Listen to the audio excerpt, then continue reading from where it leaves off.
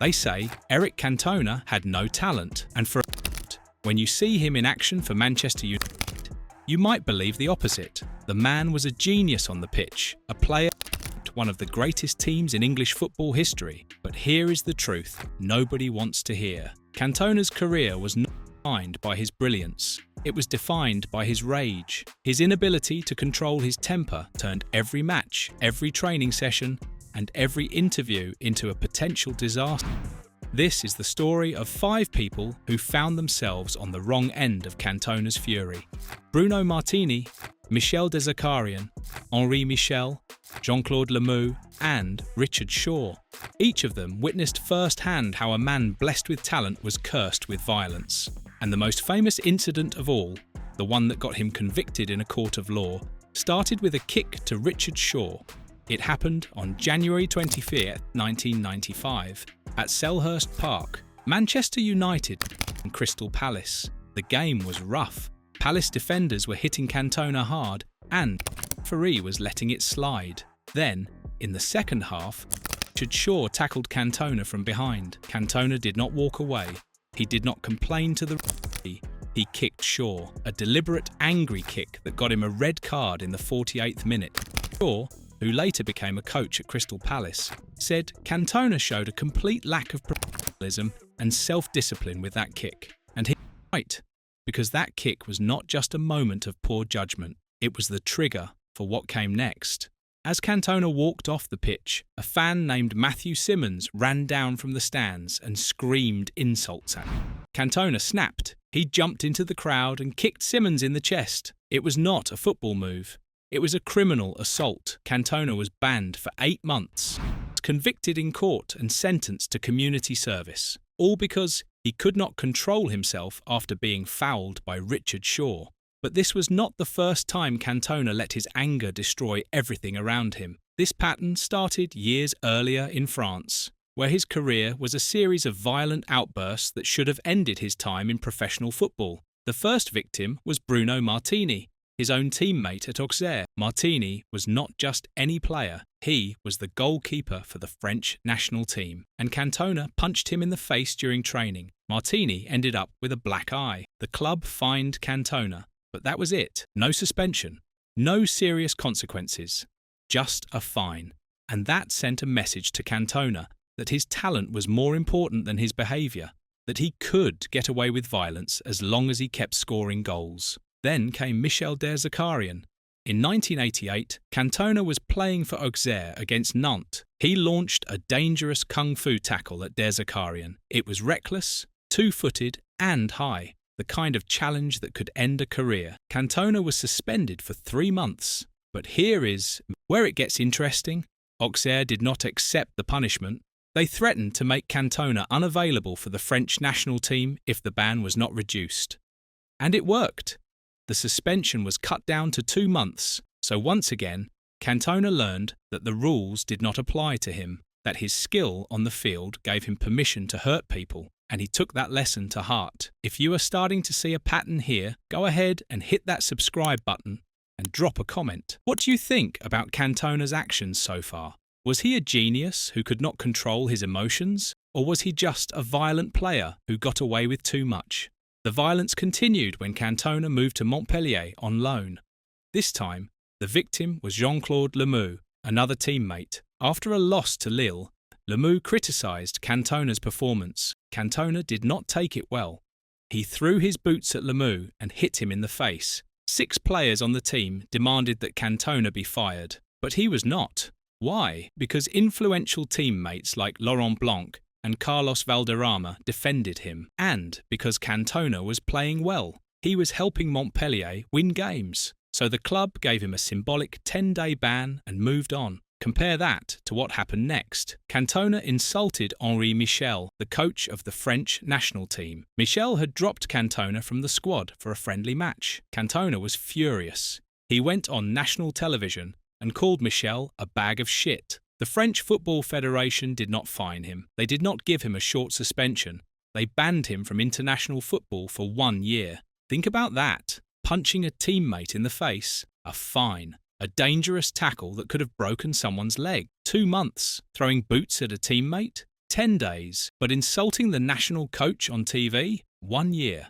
The message was clear. In France, disrespecting authority was worse than physical violence, and Cantona never forgave them for it. His frustration with the French Football Federation kept building. In 1991, while playing for Nimes, he threw the ball at the referee during a match. He was called to a disciplinary hearing, and when he showed up, he walked up to each member of the committee and called them an idiot. To their faces, one by one. The committee increased his ban from 1 month to 2 months. Cantona was done. He announced his retirement from professional football on December 16, 1991. He was only 25 years old, but Michel Platini, the France national coach, convinced him to come back, and Cantona's psychoanalyst told him he needed a change of environment. He needed to get out of France. So Cantona moved to England, not because he wanted a new challenge, but because he was running away from a system that refused to tolerate his behaviour. In England, things were different. Manchester United manager Sir Alex Ferguson protected Cantona. He defended him, he gave him unconditional support,